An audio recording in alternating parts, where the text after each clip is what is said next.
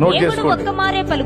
దేవుడు ఒక్క మారే పలుకును, రెండు మారులు పలుకును. తమ్ముడు జాగ్రత్తగా వినండి. దేవుడు ఎలా మాట్లాడతాడు అనే ఆశ చాలా మందికి ఉండదు. తెలుసుకోవాలని తెలుసుకుంటే ఇక నుంచి నువ్వు దేవుని స్వరం అన్ని వైపుల నుంచి వినటం, కనిపెట్టడం మొదలు పెడతావు.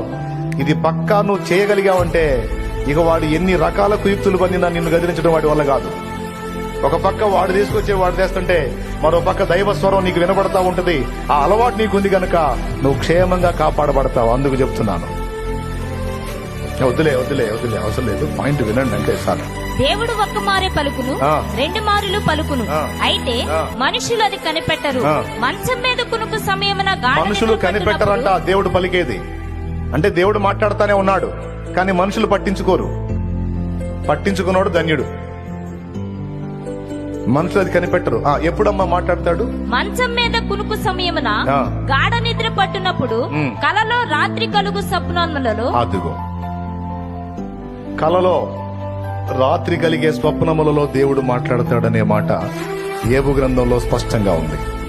హల్లెలూయా. దీనికి నిరూపణ పాత నిబంధనలో ఉంది, క్రొత్త నిబంధనలో ఉంది. యోసేపుకు వాళ్ళు టైటిల్ ఇచ్చేశారు అన్నోళ్ళు, ఈ కలలు గనువాడు వచ్చుచున్నాడని. యోసేపుకు టైటిల్ ఇచ్చేశారు. ఏంటో తెలుసా? కలలు గనేవాడు అని. తడవకి వెళ్తాడు. అన్నయ్య రాత్రి కళ్ళొచ్చింది అన్నయ్య అంటాడు. ఏంటో చెప్పురత్త అమ్మయ్య అంటారు వాళ్ళు. అప్పుడు నాకే మన చేలో పనులు ఉంటాయే, పనులు ఏం చేస్తుంటారు కదా. కానీ యోసేపుకు వచ్చిన ఆ స్వప్న దర్శనం జరిగిందా లేదా? పక్కా.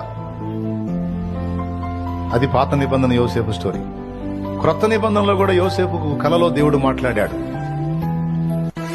స్వప్నములో దేవుడు యోసేపును హెచ్చరిస్తాడు.